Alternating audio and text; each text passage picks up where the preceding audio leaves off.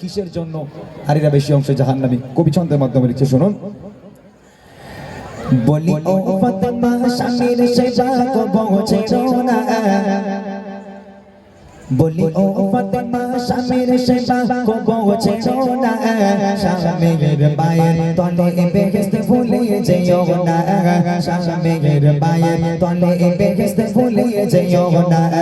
বলি ও ফাতেমা স্বামীর সেবা কো বোঝো না, বলি ও ফাতেমা স্বামীর সেবা কো বোঝো না, স্বামীর পায়ের তলে বেহেশত ভুলে যেও না, স্বামীর পায়ের তলে বেহেশত ভুলে যেও না।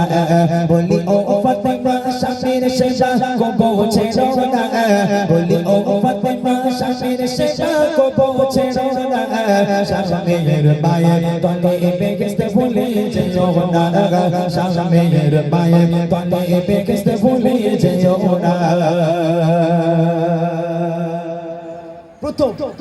প্রথম কারণটা আপনাদেরকে শোনাই, আমি একটুখানি বুঝিয়ে দেবো, আপনাদেরকে বুঝতে হবে।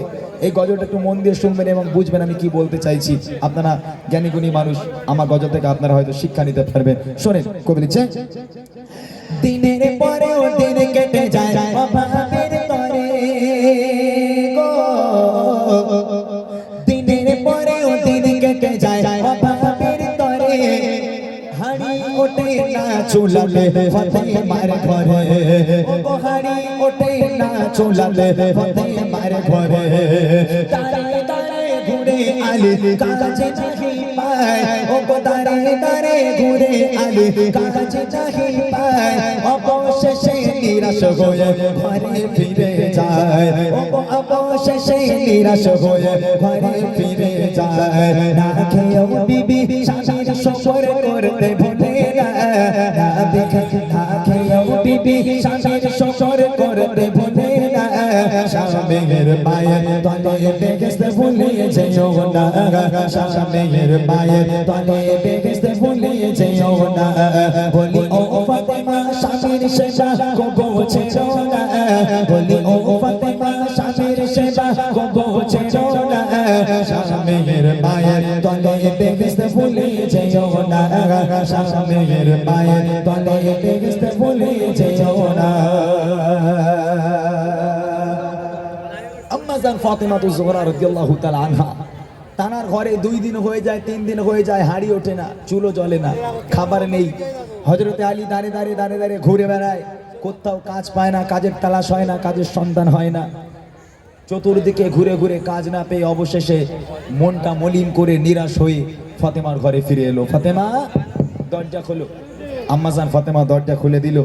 হযরতে আলীর মনটা খারাপ, যেহেতু ইমামে হাসান ইমামে হুসাইন ক্ষুধার যন্ত্রণা সহ্য করতে পারে না, ক্ষুধার চোটে কাঁদতে কাঁদতে কখনো বেহুশ হয়ে যায়, আবার আম্মাজান পানি মারি, আবার 2 ভাই আবার তাদের জ্ঞান ফেরে, আবার ক্ষুধার যন্ত্রণায় আবার অজ্ঞান হয়ে পড়ে যায়। এইভাবে তাদের দিন যায়। হযরতে আলী দাঁড়িয়ে দাঁড়িয়ে ঘুরে, কোথাও কাজ মিলল না, নিরাশ হয়ে বাড়িতে এলো। আম্মাজান ফাতেমা জিজ্ঞেস করছে, কি ব্যাপার, আপনার মন খারাপ কেন?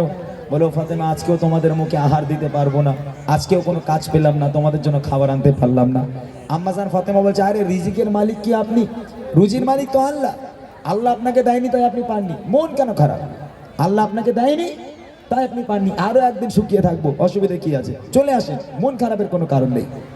দেখেন স্বামী স্ত্রীর ভালোবাসা মহাব্বত কাকে বলে, ঈমান কাকে বলে? বলে রুজির মালিক তো আপনি নয়, রুজির মালিক আল্লাহ, আল্লাহ আপনাকে দেয়নি তাই আপনি পাননি। আর আমার ঘরের ভাইরা যদি 2 দিন একটু শরীরটা অসুস্থ লাগে, যদি শুয়ে থাকে, আমার ঘরের মায়েদের মুখ মানে তাকানো যায় না, বলে ওলা একটু খালি খাবে আর ঘুমাবে, যাও কাজে যাও, খালি খাবে আর ঘুমাবে। আমার মায়েরা এরকম বলে। আম্মাজান ফাতেমা বলছে, চিন্তা করবেন না, আল্লাহ তো রুজির মালিক, আল্লাহ আপনাকে দেয়নি তাই হয়নি, আপনি ঘরে চলে আসেন। আহা হা, ফাতেমা জান্নাতের রানী ফাতেমা, কেন তিনি জান্নাতের রানী হবে না? কবি লিখছে, দিনের পরেও দিন কেটে যায় অভাবের তরে, হাড়ি ওঠে না চুলালে ফাতেমার ঘরে, ও হাড়ি ওঠে না চুলালে ফাতেমার ঘরে, দাঁড়ায় দাঁড়ায় ঘুরে আলী কাজ নাহি পায়, অবশেষে নিরাশ হয়ে ঘরে ফিরে যায়, অবশেষে নিরাশ হয়ে ঘরে ফিরে যায়।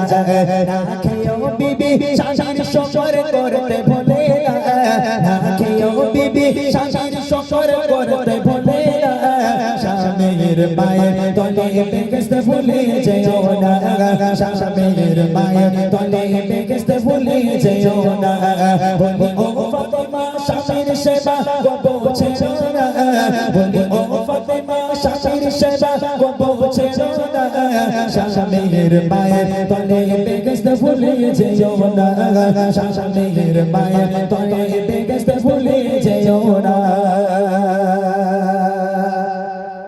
প্রথমে হলো স্বামীর সেবা, এইবারে আসছে আর একটা পয়েন্ট, সেটা হলো নারীদের কণ্ঠের আওয়াজ। এ দেখেন এই গ্রামের মায়েরা খুব ভালো, যেহেতু এখানে মুফতি সাহেব আছেন বা আলিম ওলামারা আছেন, এখানে হয়তো আপনারা মাসলা মাসাইল আপনারা নেন, আপনারা শোনেন, ওই জন্য আপনারা খুব ভালো। এই দেখেন আমাদের গ্রামে না যদি একটা বউ ঝগড়া করে 3টে গ্রাম জানতে পারে যে অমুকির বউ চুল ছেঁড়াছেড়ি করছে। এত গলার আওয়াজ আল্লাহ পাক এদের দিয়েছে, তাই না? মেয়েদের কণ্ঠের আওয়াজ যদি জায়েজ হতো তাহলে মেয়েরা মুয়াজ্জিন হতো, ছেলেরা মুয়াজ্জিন হতো না, কেননা তাদের কণ্ঠ মধুর মতো। আল্লাহ তাআলা 1,24,000 মতান্তরে 2,24,000 পয়গম্বর দুনিয়ার বুকে পাঠিয়েছে। একজনে কেউ শুনেছেন কোন নারী নবী হয়ে এসেছে, নবুয়ত পেয়েছে? কেন বলেন তো?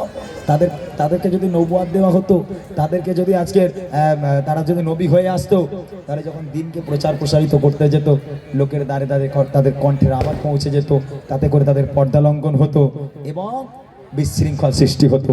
যার কারণে মেয়েদের কণ্ঠের আওয়াজও পর্দা।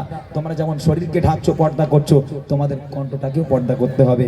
তা নয় বাপ রে বাপ, যদি স্বামী একটা কিছু করেছে, ওরে আল্লাহ, স্বামীর উপর আগেকার জামানা স্বামীরা যখন স্ত্রীর সামনে গিয়ে দাঁড়াতো, স্ত্রীরা মাথা হ্যাট করে থাকতো, আর এখনকার স্বামীরা স্ত্রীর কাছে মাথা হ্যাট করে, স্ত্রীর চোখ বড় বড় করে স্বামীর দিকে তাকিয়ে থাকে, হ্যাঁ চোখ বড় বড় করে। আর আরেকটা জিনিস আমি দেখেছি, আপনারা জানি না এই গ্রামের অবস্থা কি, এই দেখেন আম্মাজান ফাতেমার ঘরেও ঝগড়া হতো, সংসারে অশান্তি হয়। আম্মাজান ফাতেমার হযরত আলী যখন ঝগড়া করতো, কেউ কারোর সঙ্গে কথা বলে না, একটু মন মালিন্য হয়েছে, ঝগড়া হয়েছে দুই স্বামী স্ত্রীর মধ্যে, কেউ কারোর সঙ্গে কথা বলে না। আল্লাহ রাসূল ফাতেমার বাড়ি এলো, এই ফাতেমা কি ব্যাপার, আলীর সঙ্গে ঝগড়া করেছো? মেয়ে বলছে আব্বা আপনার জামাই এই করেছে, যেমন হয় আর কি, জামাই বলছে আপনার মেয়ে এই করেছে। আল্লাহ রাসূল একদিকে ফাতেমাকে রাখবে, আল্লাহ রাসূল মাঝখানে, আর হযরত আলী একদিকে, দুই জামাই মেয়েকে নিয়ে আল্লাহ রাসূল মাঝখানে থেকে খোশ মেজাজে তাদের সঙ্গে গল্প করতে লাগবে, কত সুন্দর হাসির কথা বলতে লাগবে। গল্প করতে করতে জামাই মেয়ে, জামাই শ্বশুর গল্প করতে করতে এক পর্যায়ে গিয়ে হযরতে আলী আর আম্মাজান ফাতেমার ঝগড়া মিটে যেত, তারা আবার এক হয়ে যেত। আর আমার ঘরে যদি ভাইরা ভাবিরা ঝগড়া করে, যদি স্বামী একটা ভুল করে স্ত্রীরে চর মারে, ফোন চলে যাবে, আব্বা তোমার জামাই আমার মেরেছে। আর আমাদের শ্বশুর আল্লাহ রসুলের মতো ওই সব নয়, আমাদের শ্বশুর বলে ধরে রাখ, ওরকে 2 টুকরো করবো, আমার মেয়ের গায়ে হাত দিবো, আমার মেয়ের গায়ে হাত দিয়ে 2 টুকরো করবো, ধরে রাখ যেন পালাতে না পারে জামাই, তাই না? এরকম হয় না? আমাদের শ্বশুরেরা আসে সংসার নষ্ট করতে, আর আল্লাহ রসুল জামাই মেয়ের সংসার সুন্দর করার জন্য তাদেরকে নিয়ে কত সুন্দরভাবে গল্প করতে থাকে, তাদের বোঝাতে থাকে। আজকের আমাদের শ্বশুর শাশুড়িগুলো যদি ঠিক থাকতো, সংসারগুলো বেঁচে যেত। আর মেয়েরা স্বামীকে সম্মান করত, যদি শ্বশুর শাশুড়ি ঠিক থাকতো, স্বামীর কাছে কেউ আর মাথা তুলতো না, স্বামীর কাছে গিয়ে আর কেউ জোরে কথা বলতো না। তাদের জন্য কবি লিখছে, নারী তোমার কণ্ঠের আওয়াজ জোরে কেন হয়,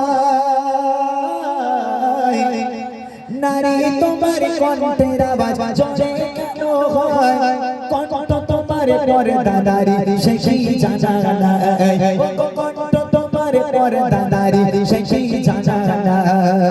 নারী যদি স্বামীর সাথে জোরে কথা কয়, ও নারী যদি স্বামীর সাথে জোরে কথা কয়, সে সব নারীর উপর খোদা খুবই নারাজ হয়, ও সে সব নারীর উপর খোদা খুবই নারাজ হয়। যতই ইবাদত করো তবে কবুল হবে না, যতই ইবাদত করো তবে কবুল হবে না।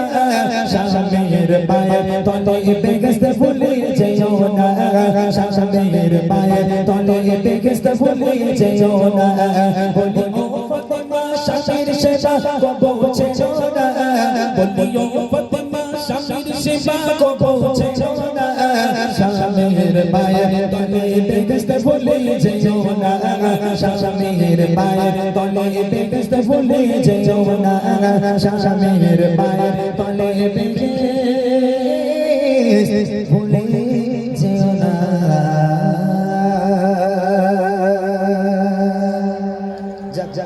আপনারা যারা শুনছেন